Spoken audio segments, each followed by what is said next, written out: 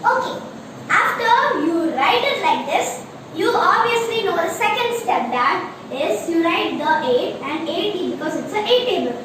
But this time we are going to write 40 in the middle because you will know later. I'm going to write 40. Then the next step is you write 1, 2, 3, 4, 5, 6 and 7 without any break. I repeat, you write 8, 80 and 40. Then you write 1, 2, 3, 4, 5, 6, 7 without any break. The next step you do is you write, from here you write 2, 4, 6 and 8. Here's the 0. I'm going to write it again.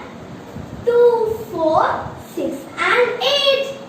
Here is our 8 table. Isn't it so simple and easy? We discussed that 8 table is that hard, didn't we?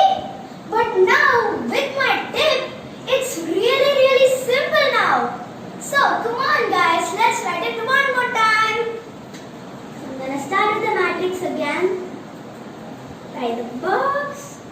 You write the 3 rows and 3 columns. Then the next step you're going to do is